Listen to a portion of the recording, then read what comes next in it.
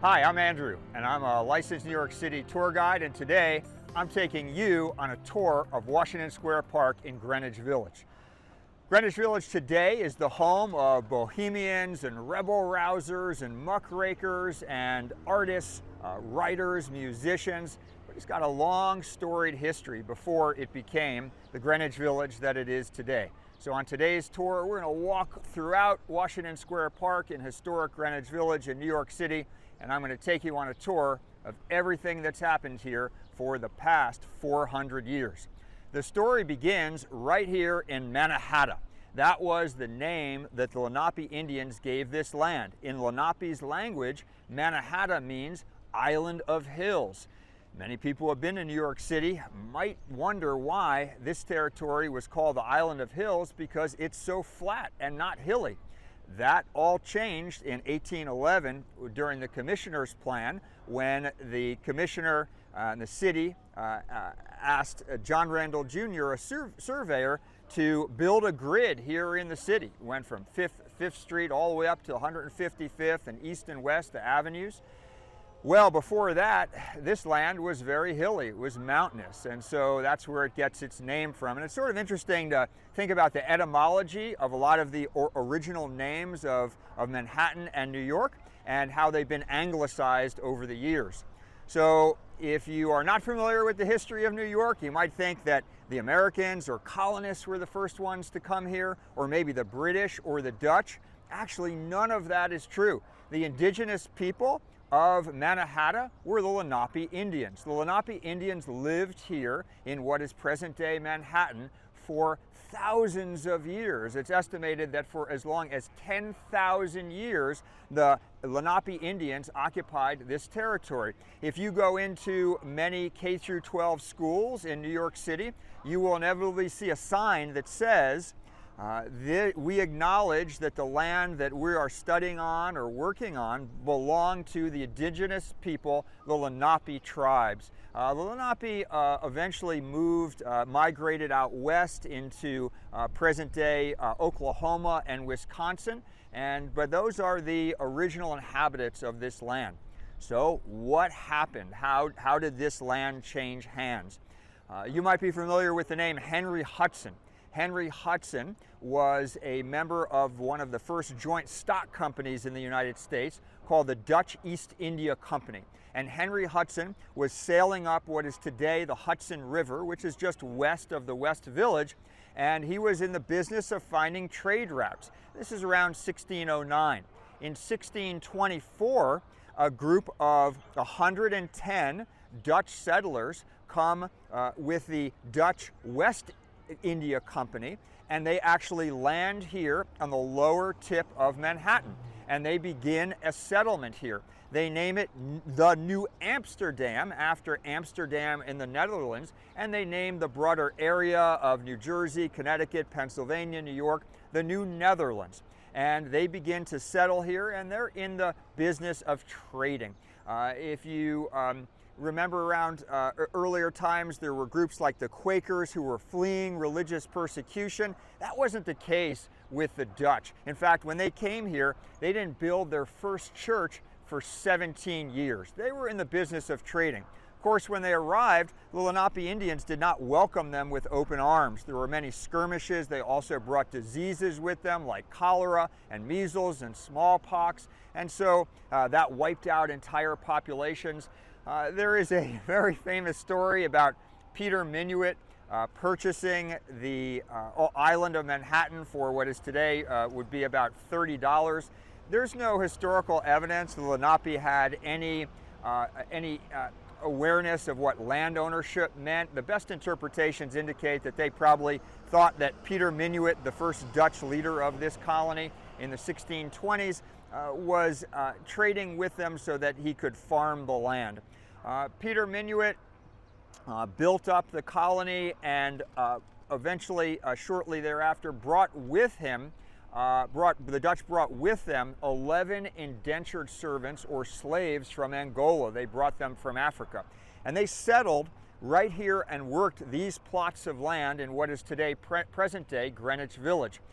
Many people don't realize that when you come to Washington Square Park in Greenwich Village, you are standing on what was known as the land of the blacks. This is the first documented, known historic settlement that was owned by black people in America. These black slaves eventually petitioned the Dutch government to own these parcels of land, and those 11 slaves won that right in exchange for providing crops for the Dutch. Now, the Dutch also had some ulterior motives.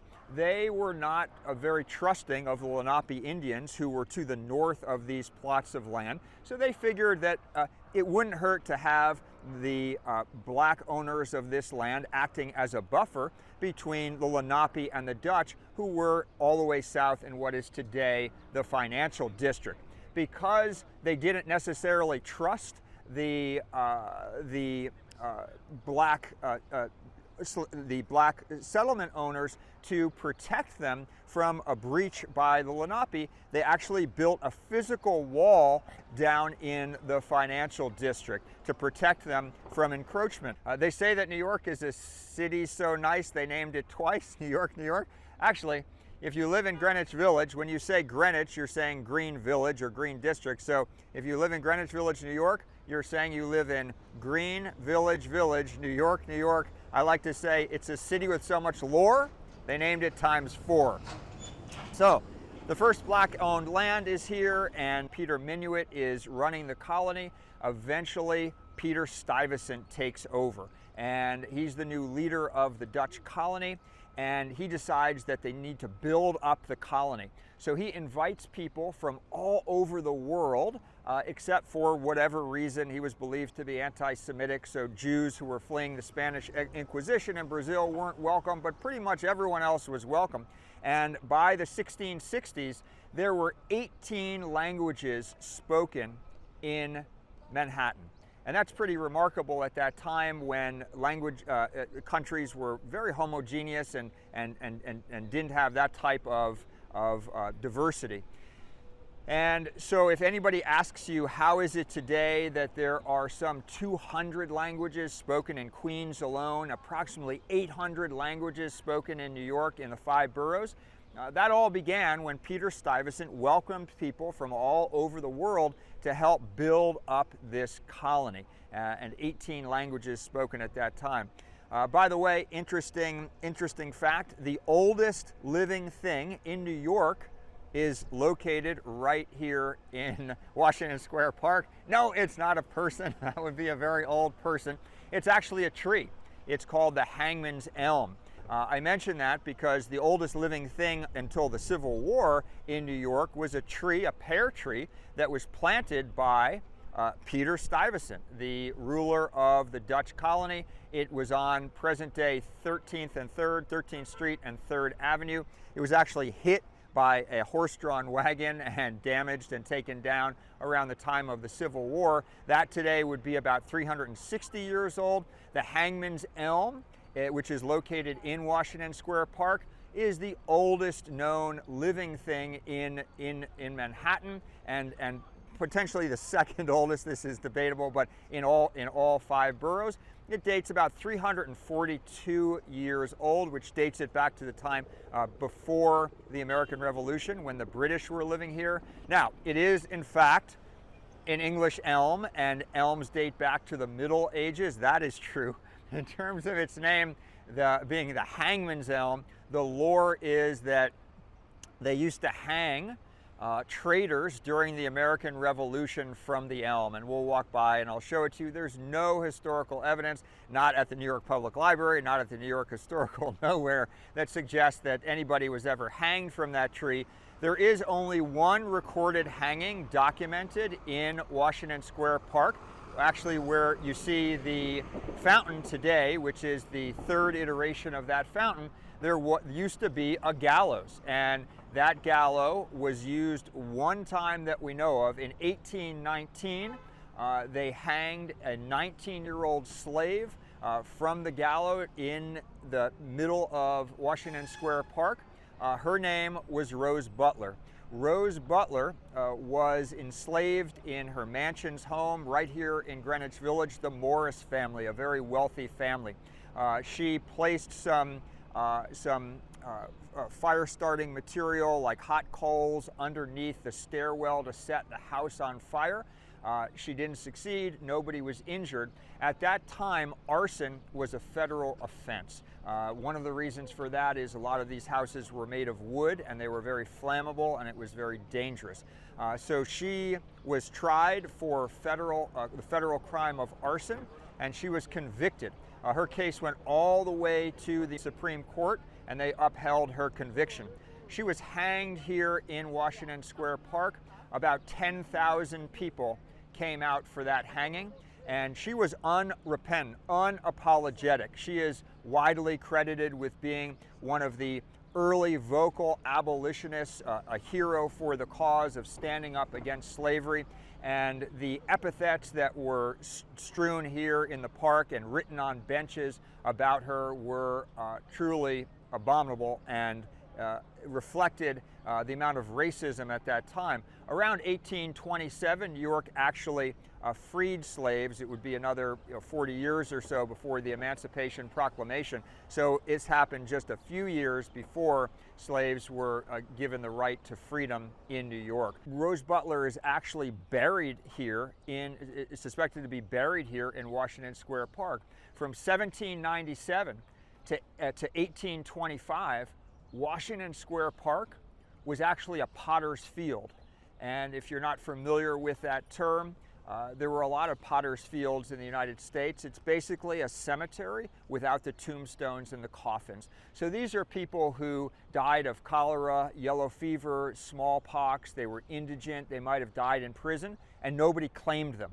And so they were buried in mass graves. They were interred here without a coffin, without a tombstone. So Rose Butler is believed to be buried here. One of the reasons why there's a massive Halloween Day parade here every year is because we are standing above what is estimated to be about 20,000 skeletons. Most of these skeletons are on the east side of Washington Square Park, and you can tell the area where they're buried because that part of the ground is significantly elevated. So we'll walk by that as we walk around the park.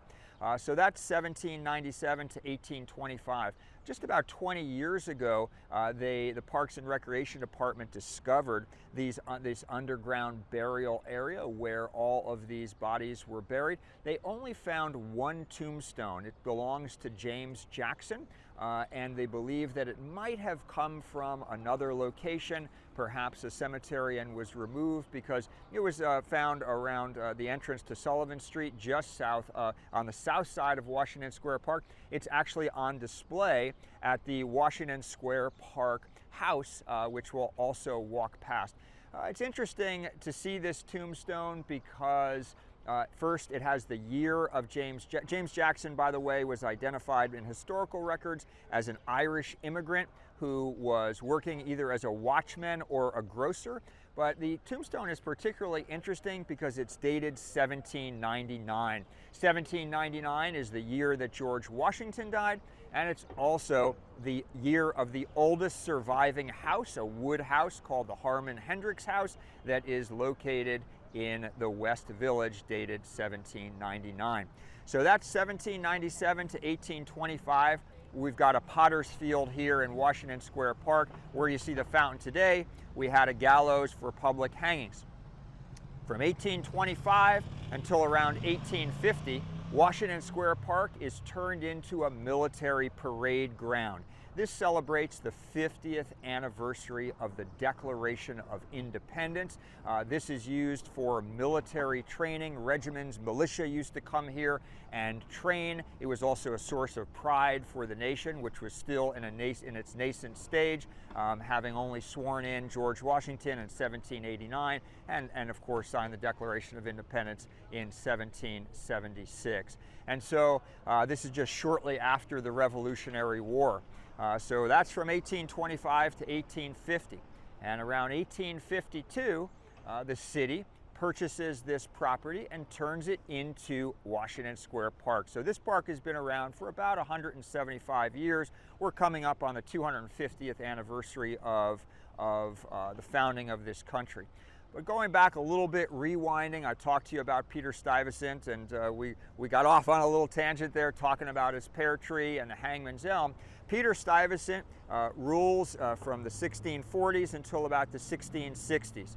And then the British arrive and the Dutch lay down their weapons without a fight. They're just overmanned, overpowered. They don't have the ability to fend off the British who come to settle here. So the Lenape are here about 10,000 years, the Dutch make it about 40 years, and then the British come in the 1660s. Peter Stuyvesant retires to the West Village, starts a fruit farm, and all of that is eventually leveled during the 1811 Commissioner's Plan that builds the grid here. Of course, the village resists the building of the grid, and if you come on one of my tours, epicwalkingtours.com, we actually go out and visit John Randall Jr.'s home, the surveyor of the grid, and talk a lot about that, among many other things. So the British settle here, and of course they're here for about 100 years. Just to give you some perspective, the first Broadway theater is built around 1750, and they're here until about the 1770s, until Thomas Paine inks Common Sense and the Crisis Papers. These are the times that try men's souls, the Summer Soldier and the Sunshine Patriot, you know the rest. And so the British are here about 100 years or so, and then the Americans declare their independence in 1776. They fight the Revolutionary War. When George Washington is sworn in as the first president of the United States, there is no Washington, D.C. yet. The United States Capitol does not yet exist. It is New York that becomes the first capital of this new nation. So the Articles of Confederation from 1784 to 1789, the United States is the capital. It's about 5 years. And then from 1789 to 1790, those 2 years, New York is still serving as the capital of the United States. So George Washington is actually sworn in at Federal Hall in the financial district. And he has a presidential mansion on 1 Cherry Street, which is now where you see the entrance to the Brooklyn Bridge. There's a placard there. And Richmond Hill, the vice president's mansion on Charlton and Varick Street, what was on Charlton and Varick Street, was John Adams, where John Adams lived, right here in Greenwich Village. And so 1789 is the inauguration of George Washington. Where are we going with this? It's a segue to the Washington Square Park Arch. This park is named after George Washington, and the Washington Arch is built to celebrate the centennial anniversary of the inauguration of George Washington. So 1789 he's sworn in, and in 1889 the city commissions Stanford White, one of the most prominent architects in New York City, to build an arch. The original arch only lasted for about a year. It was made of wood and plaster and began corroding, and so it was replaced with the arch that you see here today around 1890 or so. And this arch is modeled after the Beaux-Arts School of Art, or the Fine Arts School in Paris, and it has a lot of the characteristics of Beaux-Arts architecture. You see the symmetry and the art and the marble. So this is all indicative of this Roman Greek architecture. You see it too in Grand Central Terminal. That's also Beaux-Arts. A lot of what you see here in the village, it's the row houses, sort of styled after Roman federal style, but a lot of it is also Italianate architecture. You'll see some of that with the modeled after the Renaissance palazzos, and they have the dormers at the top, from the Latin dormitory, those sort of sleeping or office quarters. And so as you walk through the village, you can see sort of the early influences of architecture in the United States, Roman, Greek, Italian architecture. But this comes from the Beaux-Arts School. Stanford White, among the most prominent architects in New York, commissioned to build this arch. And what you're looking at here is George Washington, both as the first president of the United States, the commander-in-chief, and also the commander-in-chief, the leader of the Continental Army, both in peace and war, during the American Revolution. And so it is about 135 feet tall, and it includes those two statues and also an inscription on it. Now, something that a lot of people aren't familiar with is what happened inside the Washington Square Park Arch, and this is a really fascinating story. Believe it or not, the Washington Square Park Arch had a window, it had a stairwell, and it had an office inside. And as we walk through the park, we'll stop by and I'll show you the door that's been sealed for over 100 years. And the reason that door was sealed initially wasn't because the stairs are rickety and the office not so safe anymore. That's true, and that's why it stayed sealed. But originally, some of the original muckrakers, bohemians, and rabble-rousers got a hold of the Washington Square Arch, and they held it captive.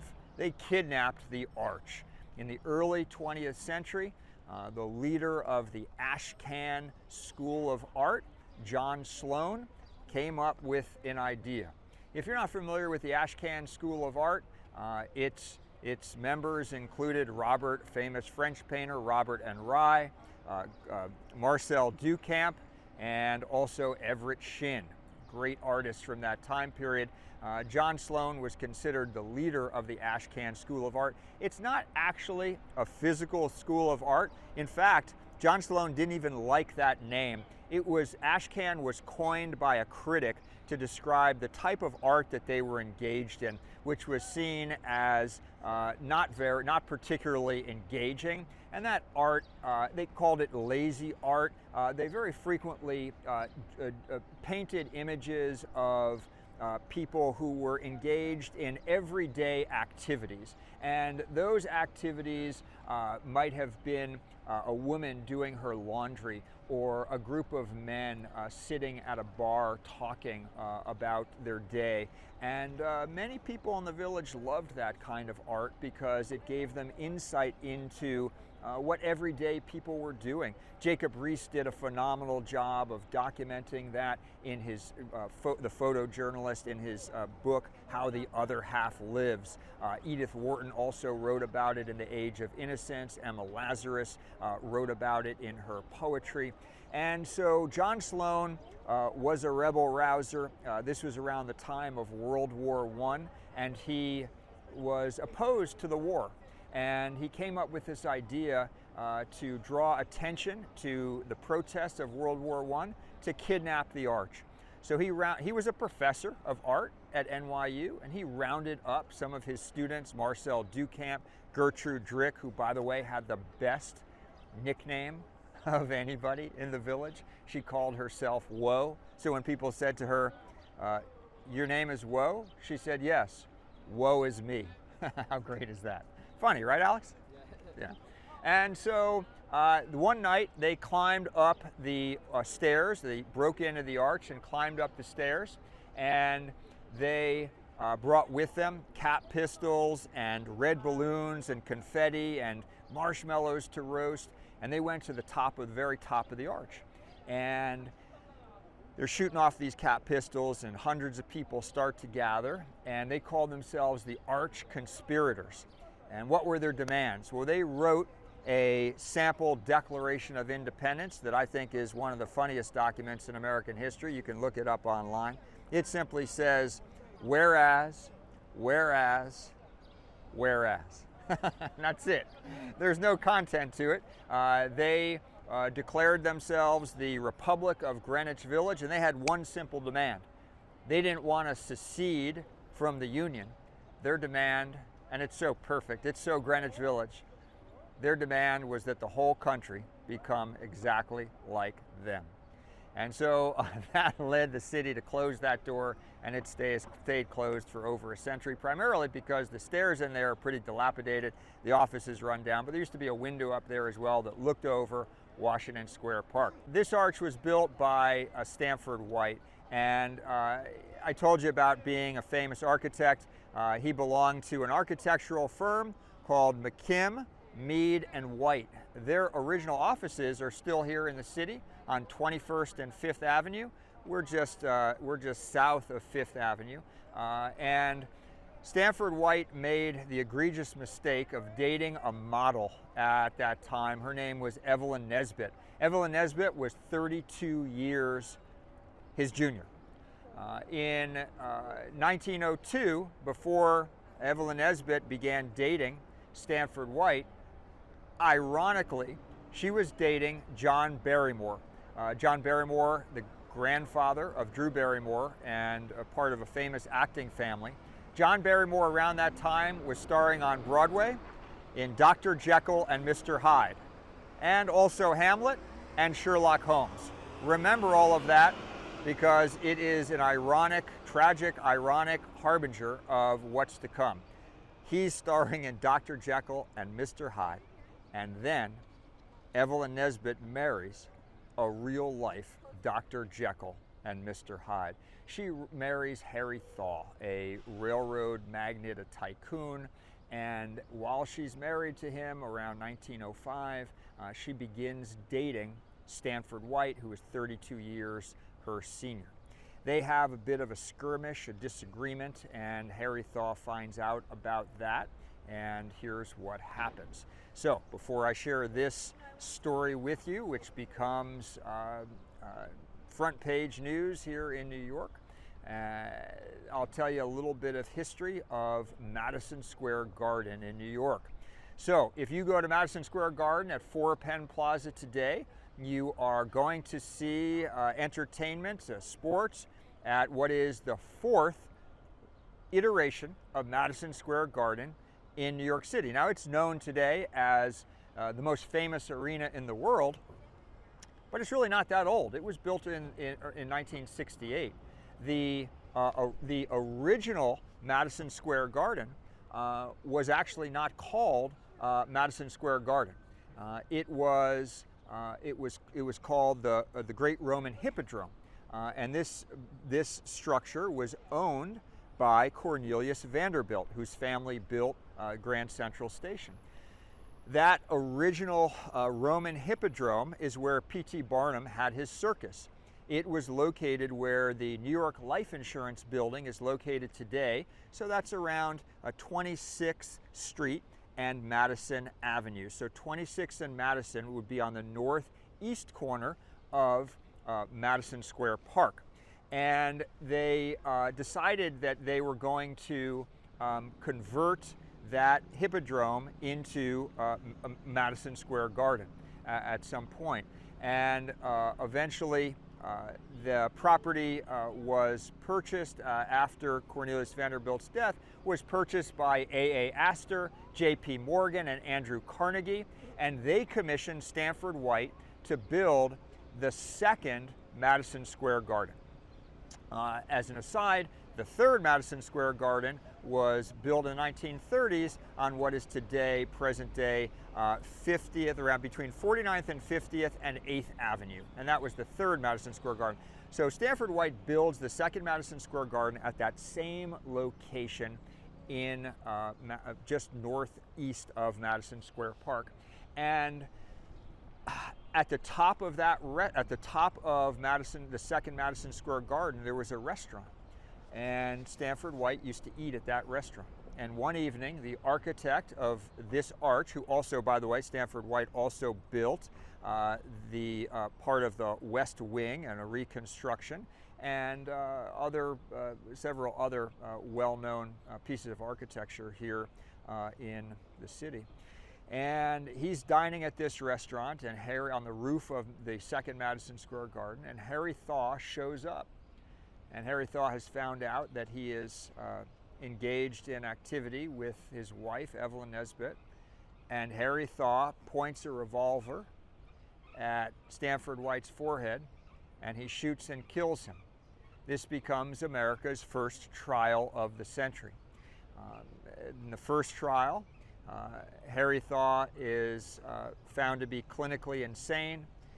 In the second trial, he has three trials. Second trial, not guilty by reason of insanity, and then in his third trial, he's found completely not guilty.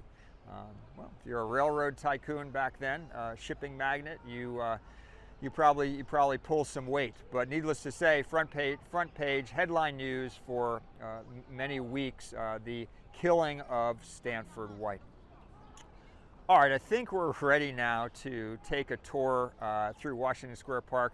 I'm here with my buddy Alex behind the lens, and we are here early in the morning, so we're going to hopefully avoid the cacophony of horns honking and sirens blaring and protests and obviously the kamikaze e-bike delivery drivers. And so we're going to take you on a tour of Washington Square Park. We're going to be walking around to the Hangman's Elm. I'll show you the Washington Square Park house where James Jackson's tombstone is on display. A little bit difficult to see.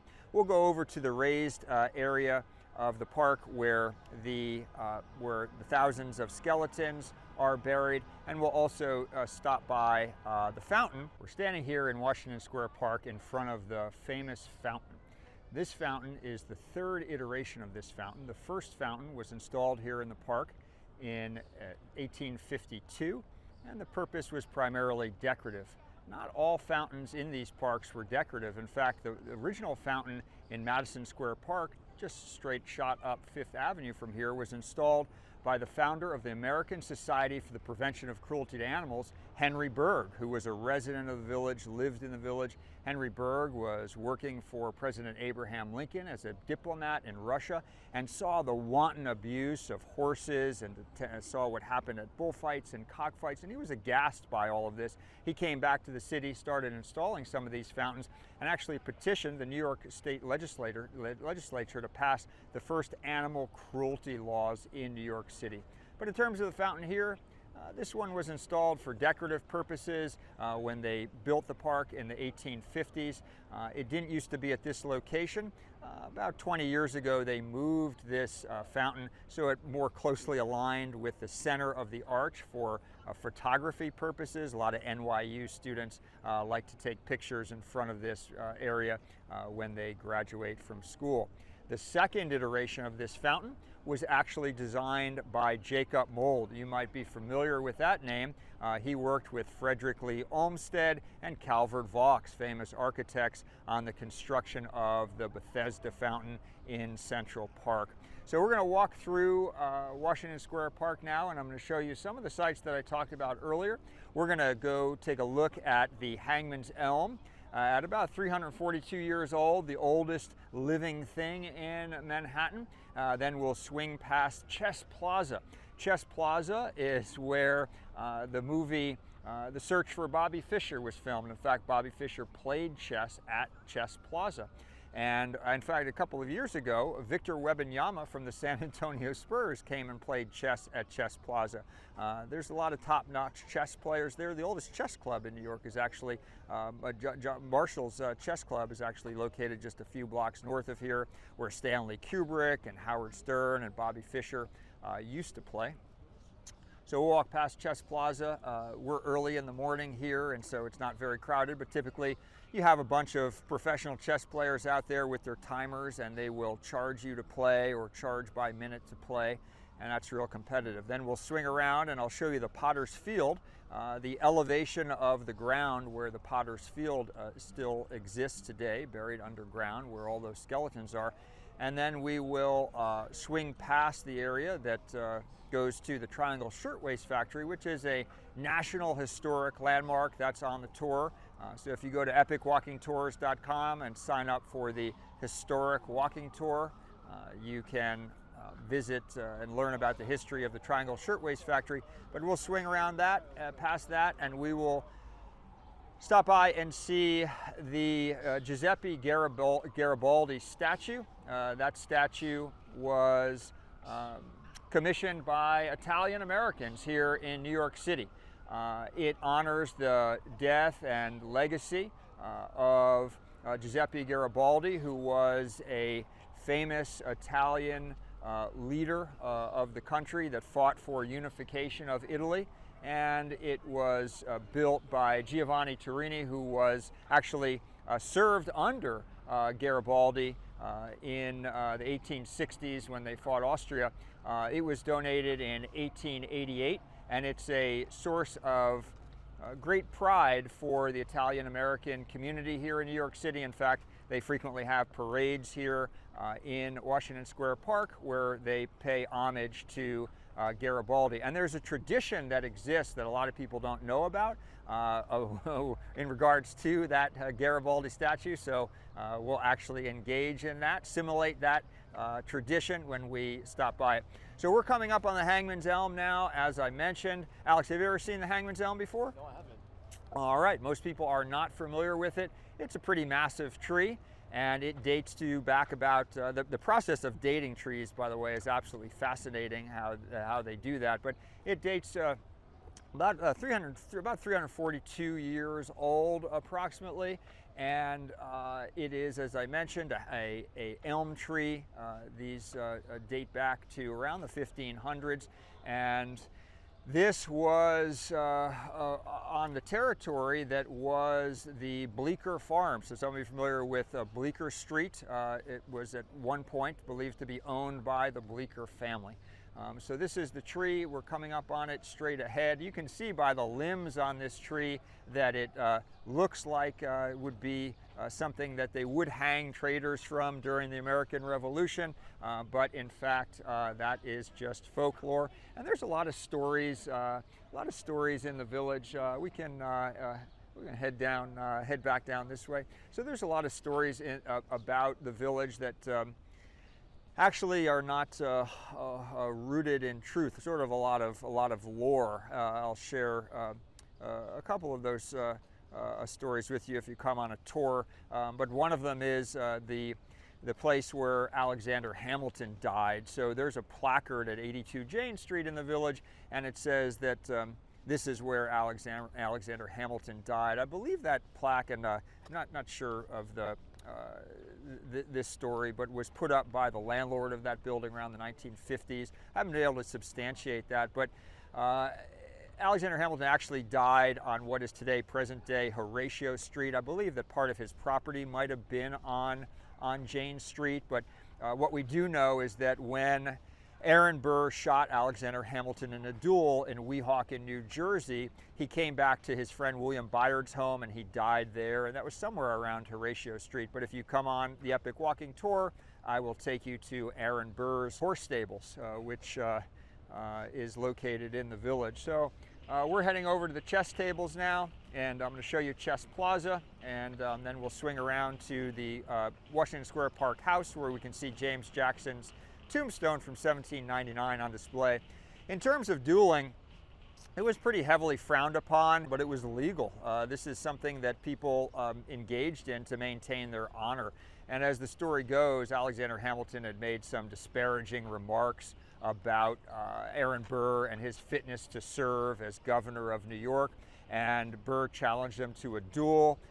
Hamilton knew that Burr had this vitriolic hate for him and actually said goodbye to his kids and wife, and believed that Aaron Burr was going to kill him. Typically in duels, just to maintain your honor, you engaged in the duel, you fired into the air, and you went about your business.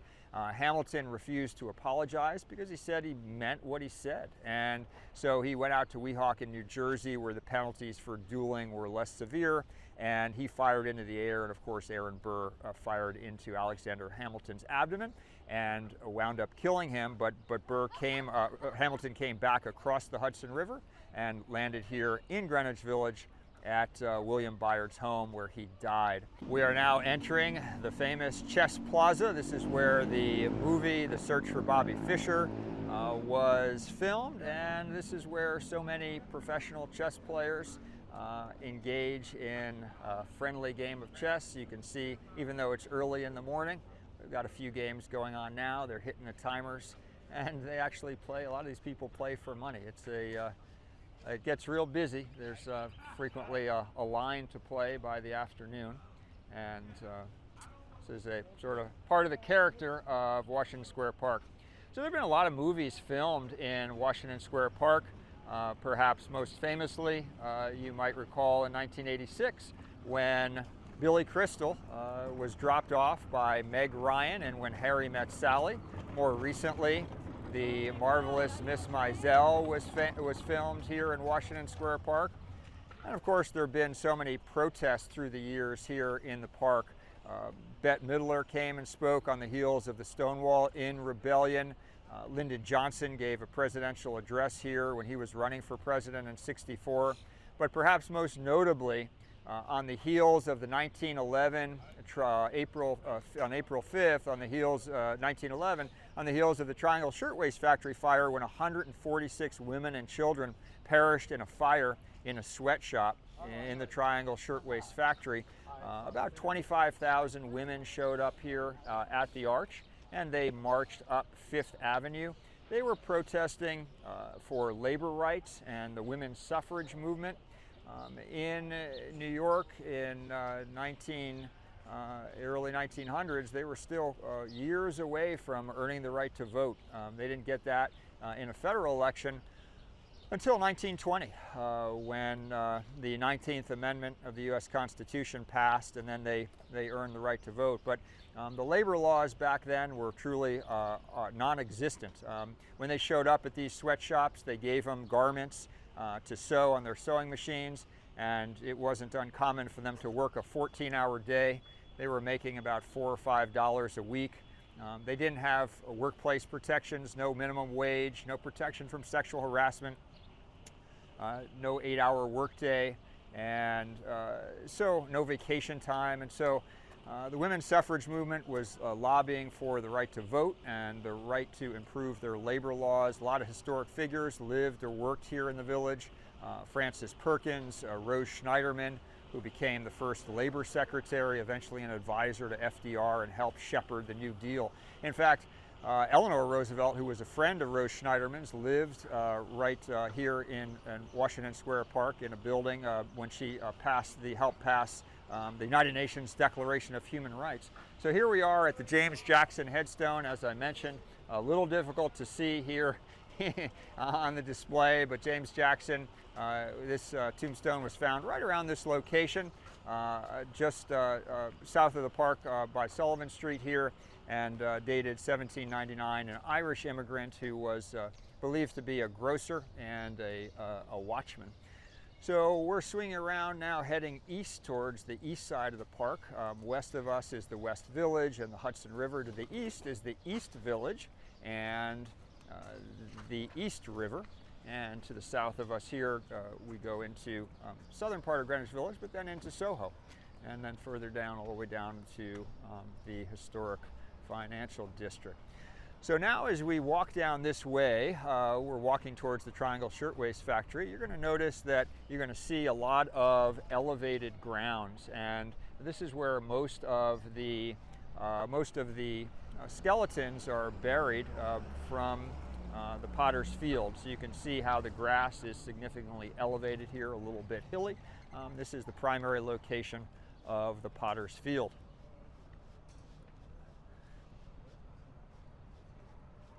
So we're going to swing around here and take a look at past the Potter's Field. We're going to see the statue of Garibaldi.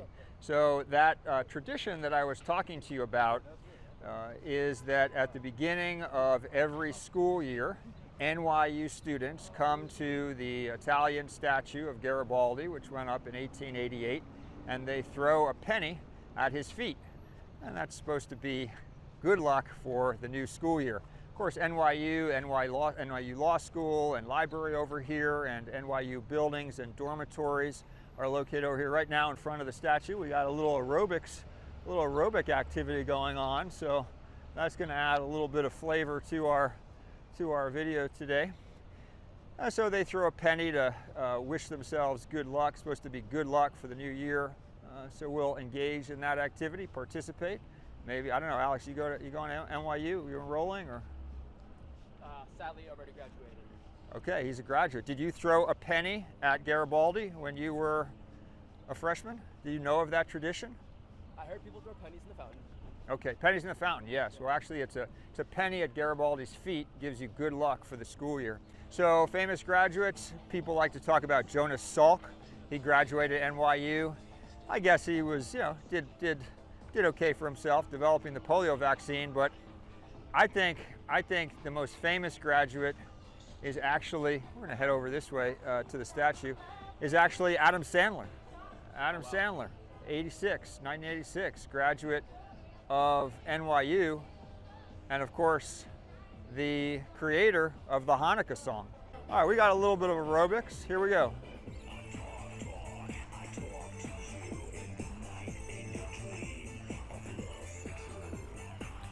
All right. There we go. All right, I landed just shy of his feet. I have one more penny. Let's give it a try.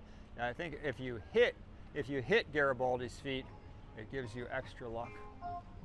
I think I just hit his foot, Alex. So I'm going to enroll in NYU so I could have a good school year. So this area over here, as you can see, this is the elevated area of Washington Square Park, where they estimate about 20,000 skeletons are buried.